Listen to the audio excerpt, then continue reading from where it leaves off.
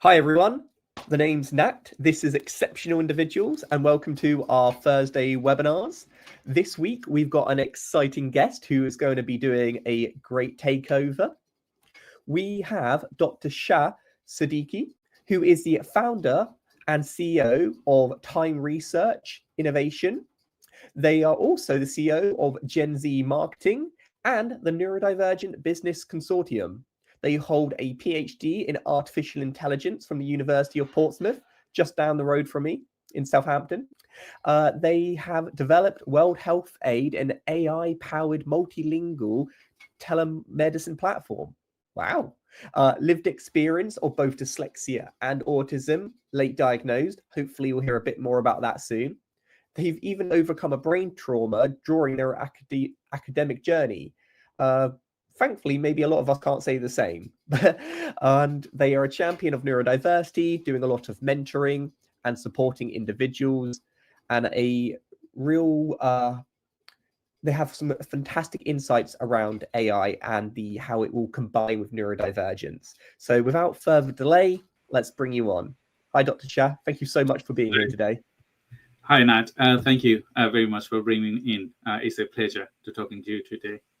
I know we're really grateful to have you. So what I'm going to do is I'm going to pass it over to yourself, and maybe you can say a bit about yourself and then go on to your presentation, which I'm really looking forward to today. And for everyone watching at home, please do send in your questions because we're going to be asking questions towards the end. Thank you so much. That's fine. Thank you, Nat. So if I give my introduction, as you know that as a neurodivergent person, we are jack of all trades. We try to do lots of things and try to bring things. Some things we fail, some things we do get succeeded.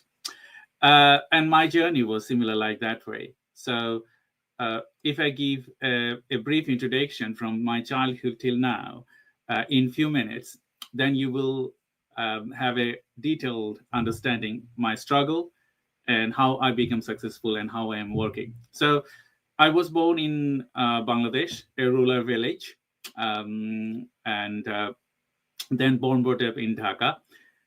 I was very odd child to peoples because I used to, I used to afraid of a lot of different things in my childhood. But my mother, she safeguarded me all the time.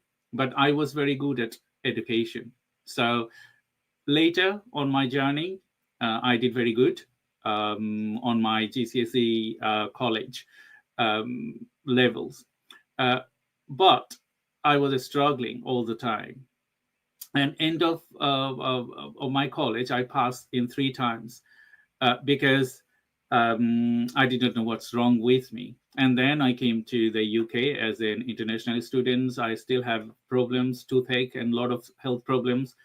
I did not know what's wrong with me. And later, 5 years, when I was end of my graduation, I had to go for a brain scan, and they recovered a brain tumor, and it was in the very late stage, and my brain didn't have enough room to, space the brain tumor. So I had to go for an operation, very, very in short time, and I had to withdraw from my graduation because I did not have that growth. Later, I was doing business and all other things, but I had to have a business exit in 2012. And that time, I questioned myself, what is my true value? And I valued myself 0 because I lost my business. I don't have education. And I was like on a street, something like that. And then I planned 10 years, like, okay, what I wanted to be. So in 2017, I returned back to education as a mature student. I knew I was dyslexic after my brain tumor operation, but I did not knew that I was also autistic. So my son born in 2014, and he was diagnosed with autism when he was going to his, play nursery at that stage. And I knew that, okay, he just shadows me all my characteristics. So I was autistic. And then, but when I returned to my education, I had a very strong mentality that, okay, I have to do something that I'm very good at. So I completed my PhD at one go, and I was very technical, and I can see things in 3D visions and all other things I can do, and started my business at 2017, and now here I am. So telling this story, I know that most of the neurodivergent people, they have a struggle, but some of them, they can be a good position like me due to their work with people, due to their self-belief, trust, and willingness. Nat. Thank you so much for that intro. That's quite a journey there. And I think, a lot of us can probably resonate with that perseverance and determination that being neurodivergent can bring and face. Before we kind of go into your main presentation, I'd be curious to know a bit more about how you kind of got into the neurodiverse, well, the AI side of it, because I think this is an area which we just had a question actually from Vivian, who wanted to understand that, like, how do you even learn about this type of thing as a neurodivergent person? Was there already resources, or did you go out and have to find them? So particularly, as you know, that when you have willingness, you will find a way to work with. So when I came to the UK, I was a media student. So I was doing television productions, media, editing, all those things. And after my brain tumor operation, my left side is weak. I see blur. So when I try to work on a production studio, I cannot see very well. So I have to change my settings based on my situation. So I went back to system engineering rather than front or television work. And that point is a life-changing, I would say, because on my end of my undergraduate degree, we have to do a project. And that time, as I have suffered due to my brain tumor surgery, I proposed a cloud hospital in 2017. And that time, cloud hospital was like, okay, you are an alien. Why you are talking about that? Because no one going to go to your cloud hospital. But my supervisor trusted me, and he said, okay, let's do it. It's uncommon, but you can do it. So that was my starting.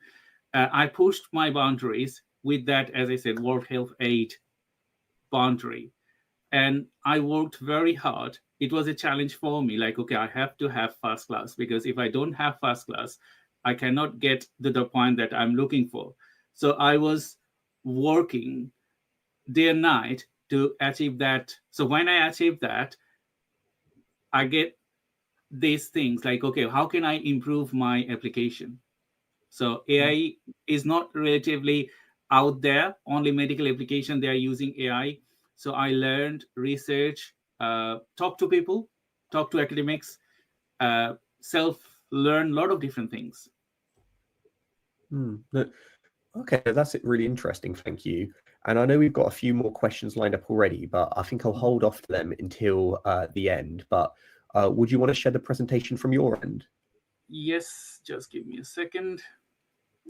I've got it on my one as well for backup, but it might be easier for you. Oh, that's fine. Just going to share my entire screen. So if you can see my screen. All right. And yes, we can. Brilliant. So I'm just going to go to Zoom. You know, when we talk about neurodiversity and AI, I think it's interlinked. And I have some beliefs myself. You might not believe those things. That's up to you. But, you know, particularly every person in this world, they are different. And they have individual beliefs. So in a way, to engage with AI or all other activities that I do, I have a beliefs. So as a neurodivergent person, you probably know about neuroplasticity. You probably know about connections. You probably know about a lot of different things. I think when you talk about neuroplasticity and you talk about AI is all about these things. Like, okay, connecting a dot and many dots, millions of dots together and get a results out. And we are neurodivergent person. Some people, they say we are superhuman. I don't say that we are superhuman, but I say our mutation is different because we are muted in a way uh, that makes us extraordinary. That makes us that we can do some of the things very well, and some of the things we are very worst. So that's why we're different. So when we talk about neurodiversity and AI, I connect individual dots. It might be different for you, individual person, because we are all different. But when I see things, when I dream things, or when I see the future, I can reverse back what I can see 10 years back and start a particular points to achieve that success. So that is my strength overall to get to this point. So when I think about AI, I think about neural network. I think about my connection to the world. I think about a lot of other things that makes me stronger.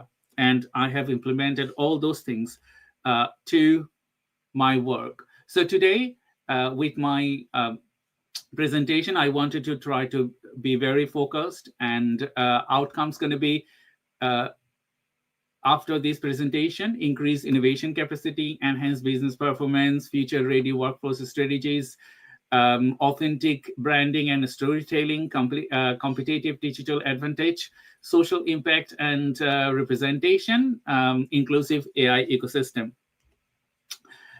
So we know that we are different characteristics, and ADHD, autism, dyslexia, we have unique cognitive strength sometimes, although it's not similar to all the people, but mostly we have a very stronger characteristics. Could be hyper focus, could be pattern recognition, could be lateral thinking, and many other things we have.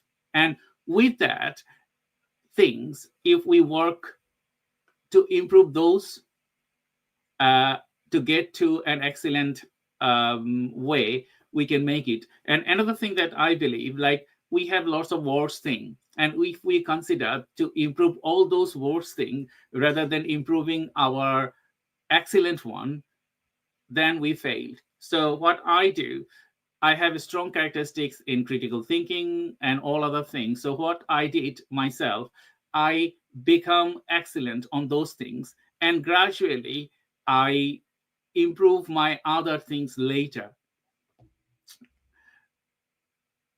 So the role of AI in empowering neurodivergent talent. You know that there are different tools that we use. Adaptation I also use because I'm dyslexic. I also use Grammarly. I use AI. I use a lot of other things, and using those tools also gave me privilege to build new systems. And I'm going to be discussing about that later on this presentation. Why we need this? Because if you think about neurodiversity, or maybe a neurotypical person, uh, no one can be 100% accurate, and it's not possible in this world. So to minimize your gaps, you need a colleague, or you need a friend, you need a partner to work with you to make it to the extraordinary. And these tools are supporting us like that way. I can remember AI wasn't, ChatGPT wasn't there when I submitted my dissertation, PhD dissertation. So I have to work and research long for 4 years, and I could define and submit it. But now, when AI is there, those work I have done in 4 years, I could minimize it to 1 year. Why? Because I have tools and I have additional supports that I can make it happen. So that's why the work I'm doing now, it is speeded up. I would say 50% due to the AI and implementation, all other things. So when we talk about benefit of AI tools in language learning, is for myself. I use enhanced writing tools to actually make a sentence, because due to my brain tumor surgery, I lost vocabularies, I lost punctuations, and a lot of other things. So what AI does, sometimes when I write things, I even can't understand after I writing and read it through. So I get support from AI to construct my sentence, get my dyslexic error and all other things, and as well as punctuations. I cannot pronounce certain words because my muscles doesn't allow me to pronounce, like, okay, when I'm talking about a paper, and you know that there is paper, people call it sometimes a shit. And when I call it shit, it means a real shit. It's not a paper shit. So it's just like those kind of things. And it's a struggle, I know. But as I said, when I add AI or punctuation tools or other things, it helps me to go to the next levels. Next thing, I wanted to talk about real world innovation. And I also wanted to share my screen.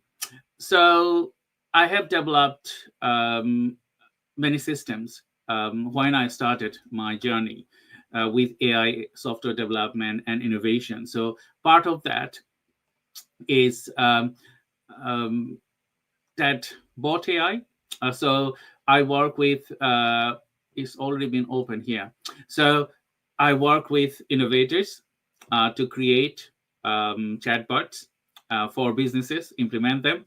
We also work in many other domains here. So working with businesses to sort out data. And you know that generative AI is it out there, ChatGPT models it out there. But what we do, we improvise things, original knowledge with the help of large LLM models to get something different, to get something very much tailored.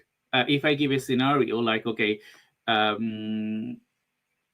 someone is looking for a chat buddy, and that chat buddy, they want to have knowledge of system engineering. So I want someone that I wanted to talk to, and it can tailor me all the system engineering knowledge. So when you talk to ChatGPT, it's not characterized, it's not model like you want. So what we do, we create original models, and we add and link it with large LLM models to produce a systematic software or systematic AI application. Then if I go to my second one, we also working on sustainability. So you know that sustainability is a key thing currently, and people have talk about sustainability. So one of my project that we are working with delivering sustainability, change, transparency. So we do audits, and based on that audits, the DPP, Digital Product Passport legislation, will be imposed from 2027 and in the EU. And when it is imposed, every government, they have to have a tag, either a QR code or RFID or NFC cards with these governments for its historic data. So data could be anything related to carbon emission, journey, and a lot of other things. I can go through with just one simple click.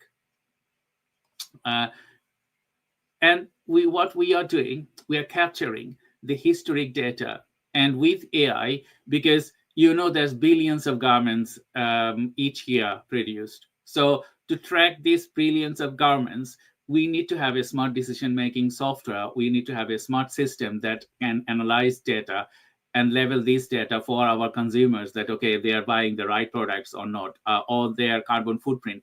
All the time we talk about these buzzwords, sustainability, but we actually ever think about that, okay, if you are buying a t-shirt or a textile garments, are we sustainable ourselves? We need to think about that. So we are preparing that as well. The next thing we are doing, we are utilizing AI for sales and marketing. So we work with data, and we analyze people's businesses, and we create end-to-end solution based on the business, market, and future growth.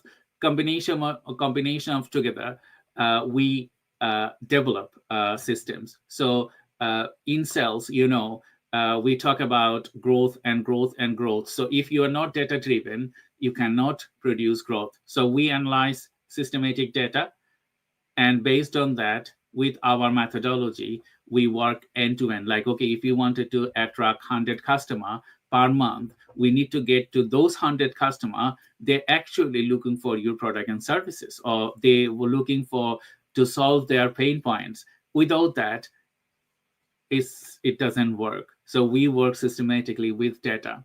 The last one I wanted to talk about is, as well as understanding people and their work. So we do regular communication with people.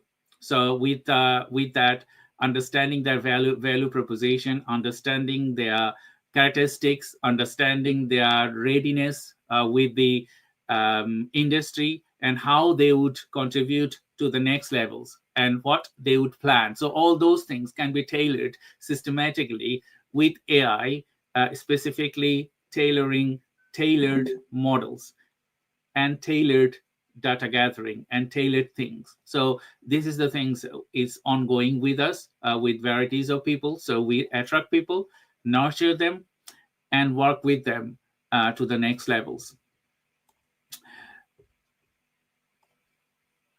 So the next thing, it's problems as well. When we utilize data, technology, if you don't understand that, there is a problem there. And we also need to how we can solve those problems. And it could be data privacy and all of other things. We have to have concern about it. And there is lots of leaks and malware and spyware attacks. So we need to understand that as well. And AI plays a vital role understanding individuals or understanding a signal. Okay, some user is coming to your site and how they're reacting. And based on that, how you can prevent the privacy issue or malware and other issues. So another question mostly asks that AI will replace people or human.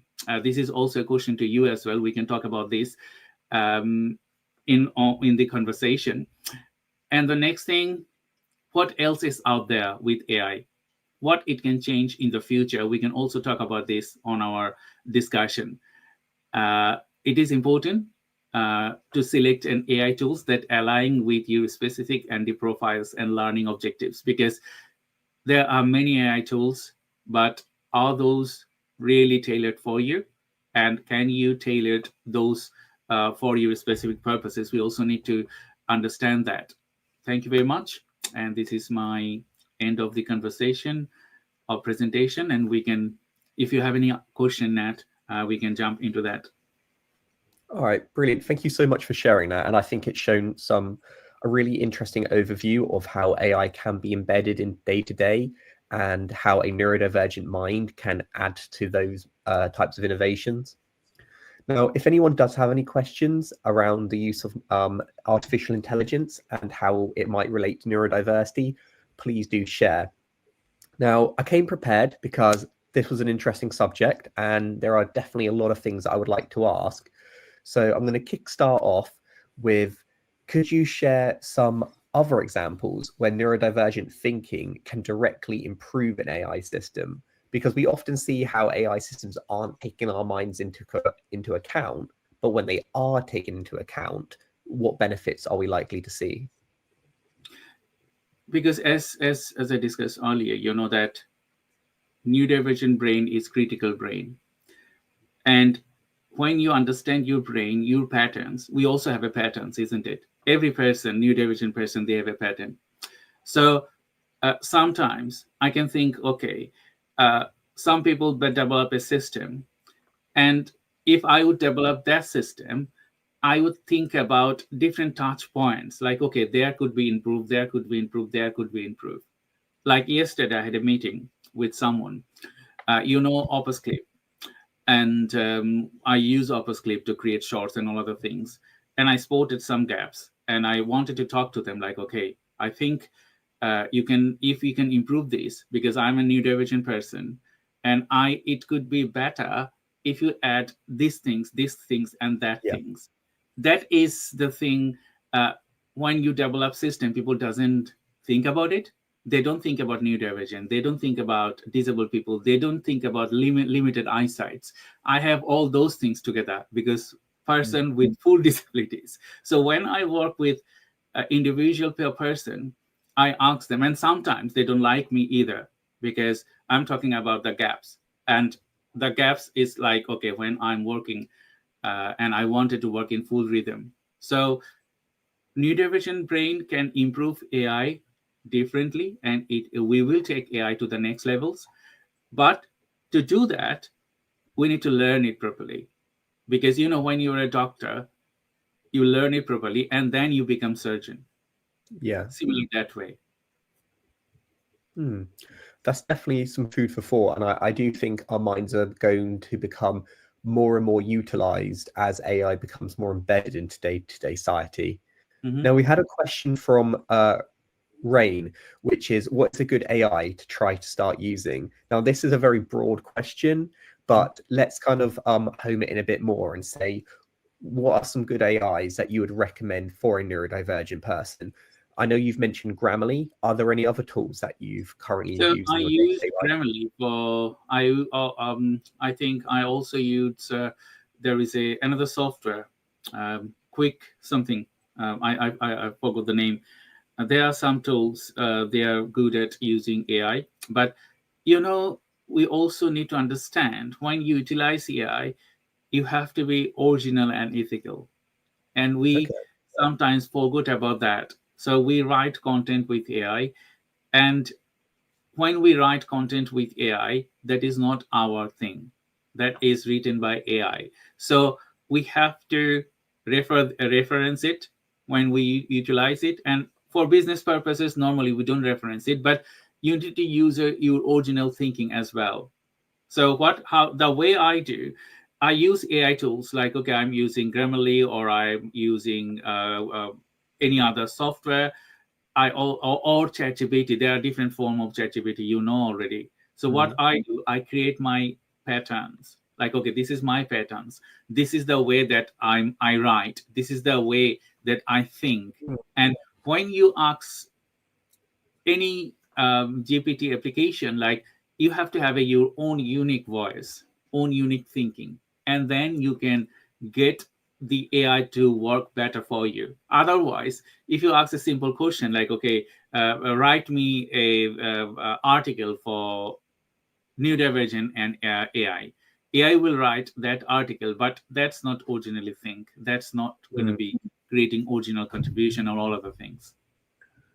No, I completely agree with you that I like making my own models on ChatGPT where you can add your own documents and tones.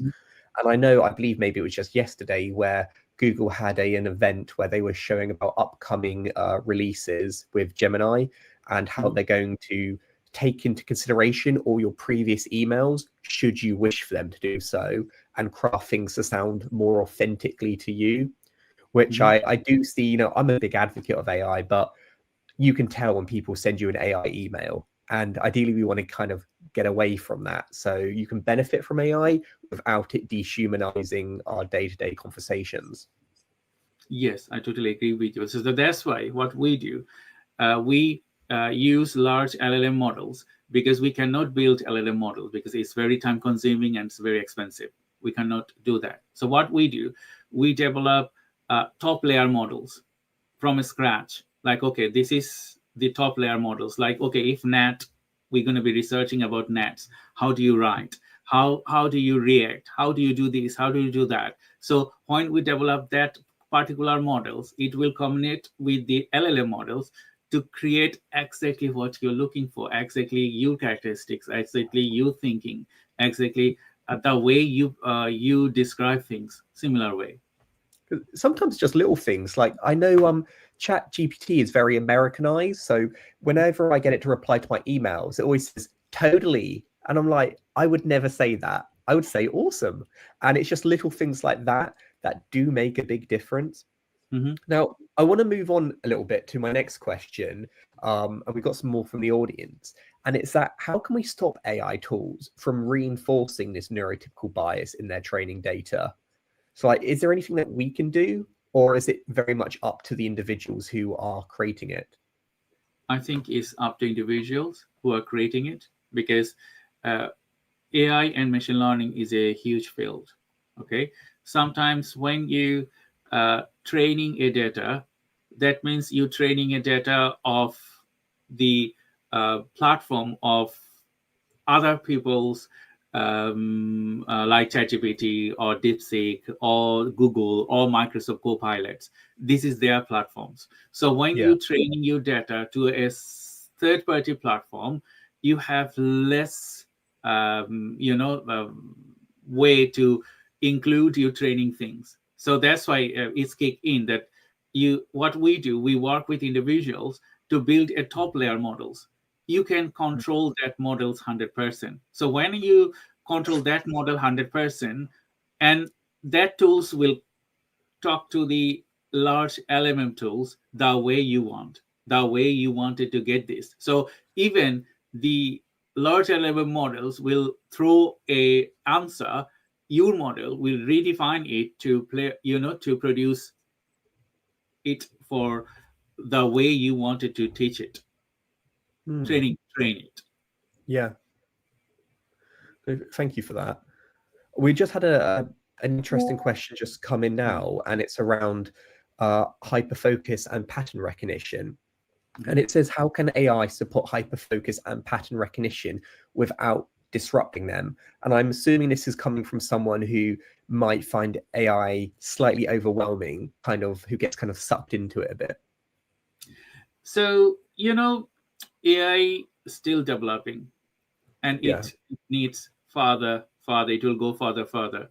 When I work with hyperfocus things and pattern recognition, sometimes it can produce good results, sometimes it doesn't. So you need to have your mind first, because this is our first thing, that okay, my mind. And if I can recognize the pattern myself, so when I see a artwork, or when I see maybe a sketch or whatever, or maybe a systematic map, okay, I can really spot all the points in one look. Okay, you might not have that one, but when you read a image and you point individual things there, you can write to the AI like, okay, I spotted these things, and based on that, can you more clarify that you found anything else in there? Because Okay. if I give an example of the work I have done, so we have worked with kidney vessels.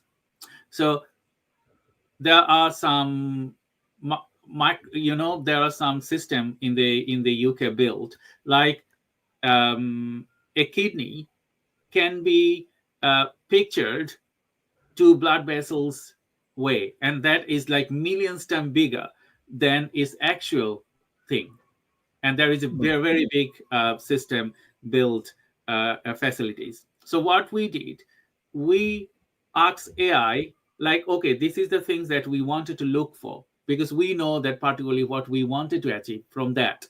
So we asked AI like, okay, can you find these similarities of these 10,000 images we're looking for to get this out there? So then what AI will do, it will work on particular page, like, okay, I just find out patterns that you are looking for from those 10,000 images. But if you ask them, okay, find me some dissimilarities of these 10,000 images, if it's very broad, it will struggle. It Okay, will so not. like really narrowing it down. Yes. Yeah. No, that makes a lot of sense. Mhm. Now, as well as neurodivergent individuals here today, we do also have some employers Mhm. or managers within companies. And we get asked this question quite a lot. And to be honest, I'm not the person to be asking it, you are. So I was hoping you could help us out with this one. When companies are looking to choose what their AI toolkit would be, what type of things do you think they should be considering, particularly when they are thinking about their neurodivergent colleagues? So that's a very critical questions, because I also face these questions many times when working with individual businesses. When you build your tools, a company like, okay, Grammarly, they Yeah. have built these tools for everyone. So if you think that tools can tailor all your methodology, it doesn't. It will only tailor the a very specific elements of your methodology. So you might need to search and look for a specific solution that you are looking for, or you might to work companies like us or other AI solution companies to build particular models for you. Like, okay, Mm. you're looking to support your employee, maybe the system we're looking for, it's been tailored in 10 different systems. So what we do, we implement AI with API integration. Like, okay, we take something from this application, we take something from that application, and then create a versatile system for your neurodivergent person.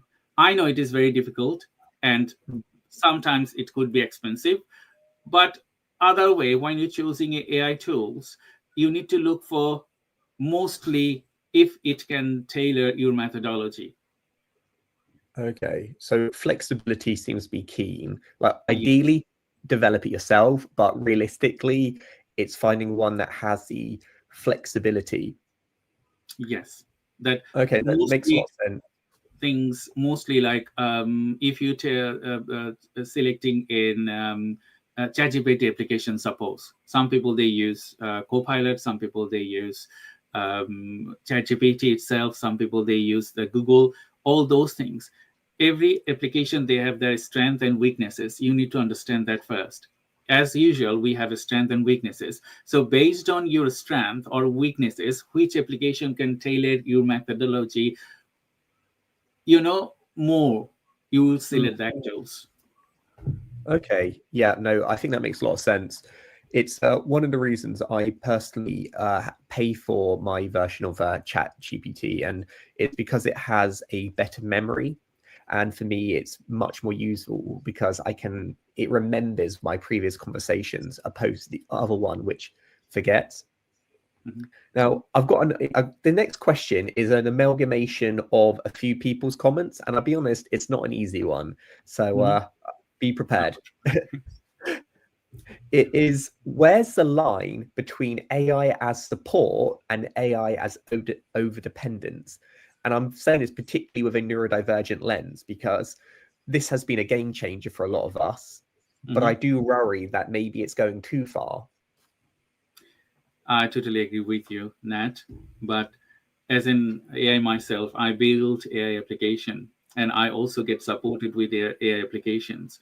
So it doesn't matter the support you need. You need to think about two things.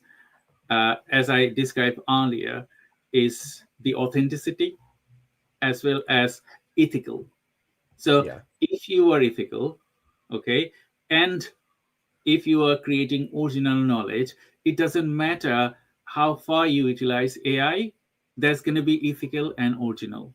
So uh, over dependency depends your particular scenario, actually. Sometimes you could be more dependent, sometimes you could be less dependent. But what as I said, when you create something, go through with that properly, use your imagination, your mind, because new division people, we have excellent minds, no one can copy that. So you are unique piece of creation itself. So Mm. input your thinking, make it extraordinary, and then it will stand out. Mm. No, I think that's really useful. And it's something that I'm always been very mindful of, is that if you become so reliant on something, it might make other things become a bit sloppier. It's a bit Yes. like, studying's great, but if you study so hard that you forget to go to the gym, then your body kind of decays. So Yes. balance with everything is key. But on the other hand, people would always say, when back in school, it's like, you're not always going to have a calculator on your hands. Well, we always do. So I think expecting that AI is always going to be there and it's always going to get better, while also keeping up with the skill set, which we like the foundational. Now, we've had a lot of questions in the chat around data privacy, because I know this is a hot topic, and a lot of organizations, particularly in the public sector, have been kind of slow to adopt AI because they are worried about where their data is going. And when we spoke about personalization, it kind of got me thinking around, well, let's say you tell the AI your everything. I was diagnosed at this age, I had this trauma, I struggle with this. Is there any potential risks, or are there ways to mitigate potential privacy concerns?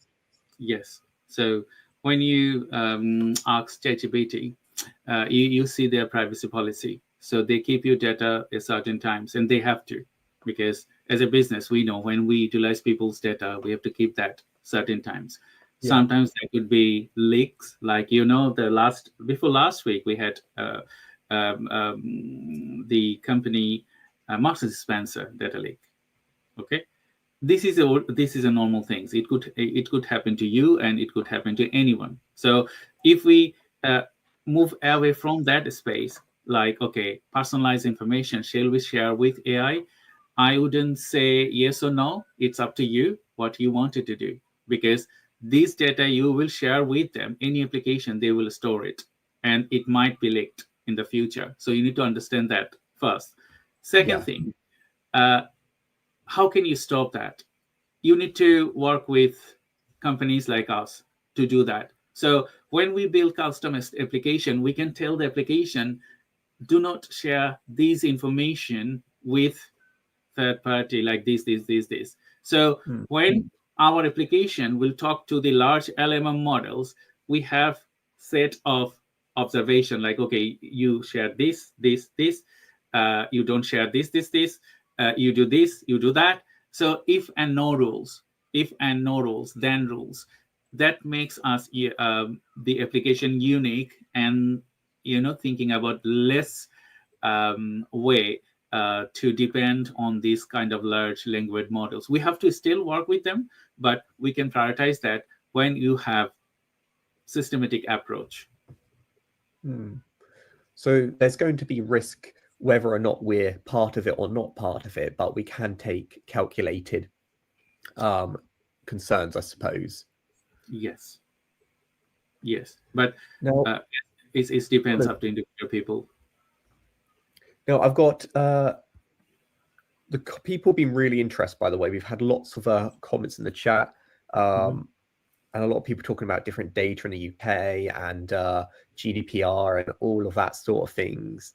I suppose it's still very much an emerging area, and organizations which have to be more risk averse, such as government departments, naturally are going to be slower to adopt. But I have two kind of final questions, unless another one comes in, that I'd like to ask you. One is more personal to you, and the other one is more forward focusing. So we'll start off with the one about yourself first, because I think that could be quite interesting. And then we'll do a more open one. So the penultimate one is, how has your own neurodivergence shaped your views on AI and ethics? You've chatted a bit about a general response, but I'd be curious to know yourself. Like, would you feel completely comfortable with telling AI everything about you in order to help you? Is it a fair trade-off, or are there still things that you'd prefer to keep private? So that's a very good question, because I work with AI all the time, every day. I wouldn't share my personal things with AI. I wouldn't do, because I don't like to do it. I can talk about my personal things the way I did, and in personal conversation and a lot of other things. But that's my view. I never will write AI, okay, this is my characteristics, and can you create something from there?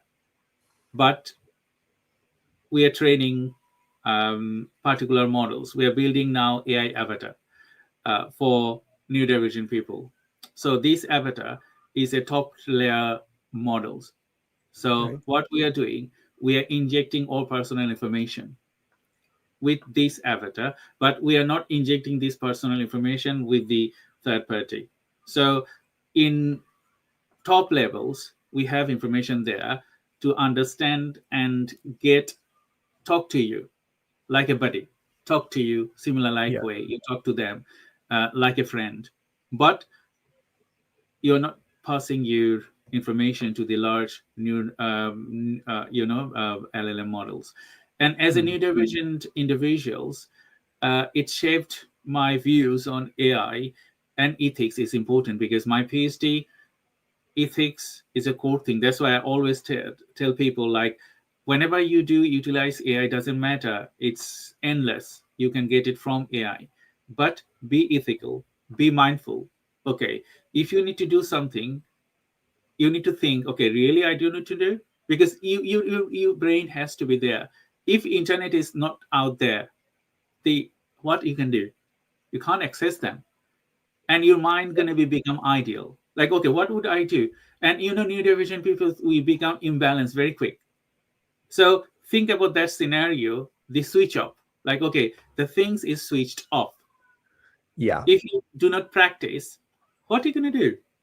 So if you combined your inner things and with AI, you are more stronger.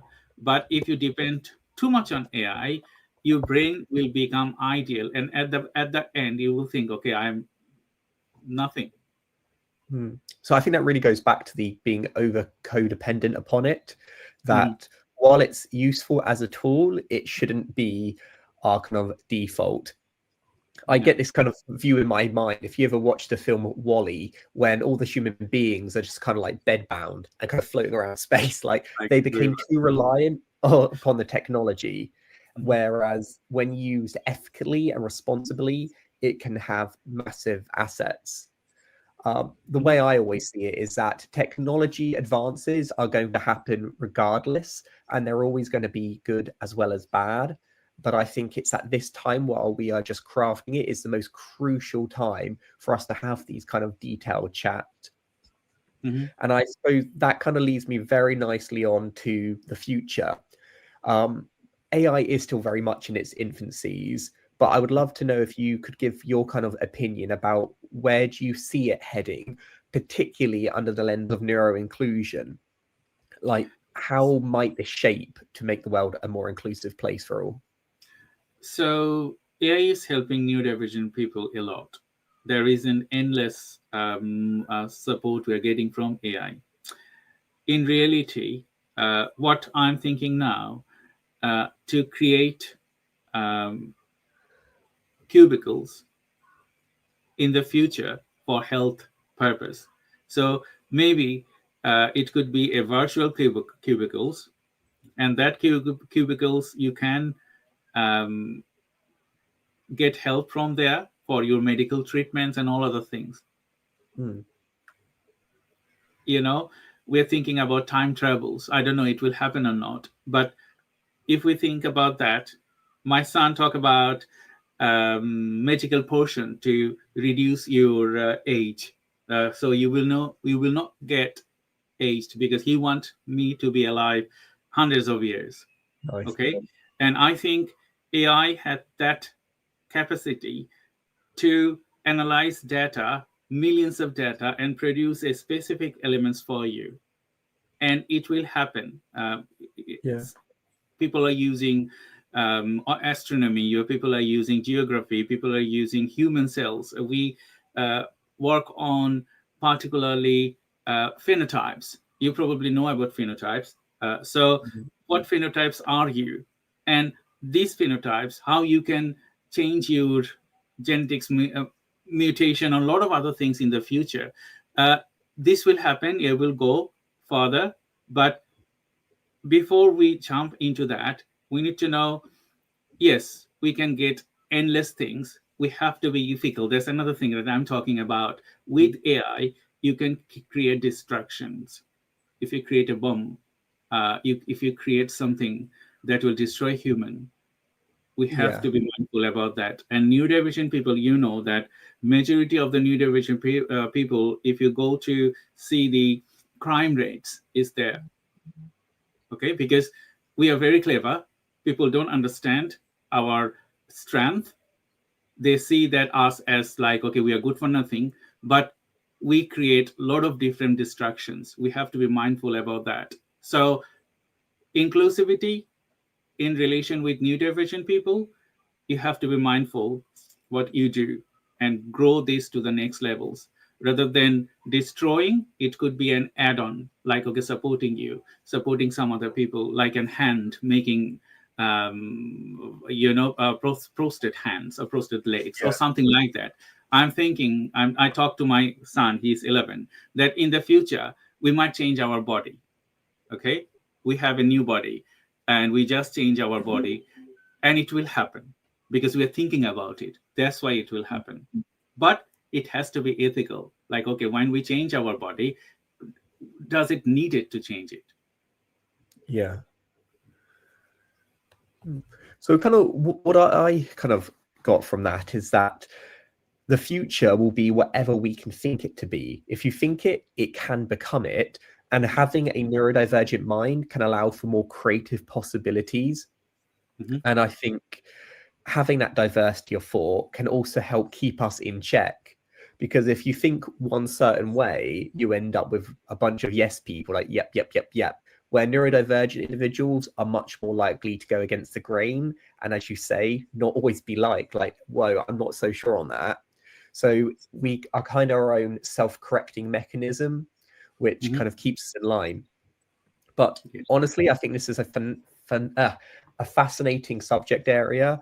And I am seeing more and more companies which are naturally adopting AI because it is the future, taking a second look at the neurodivergent applicants that they have previously kind of looked away from, and now thinking, wait a sec, we actually very much may need that alternative outlook. I totally agree with you on that. Yeah. So I just want to say thank you so much for your time today and sharing your knowledge and your presentation. So thank you so much, and hope to stay in touch. Yeah, thank you everyone for your questions. And if you wanted to connect me, please connect me on LinkedIn. I'm social media. I'm mostly engaged with social media. I also run my own webinars and all other things. If you need something, feel free to talk to me or talk to Nat. We are connected all the time. And thank you. Definitely.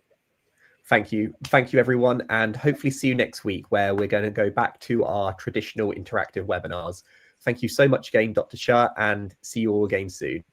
Have a great rest of your Thursdays. Bye-bye.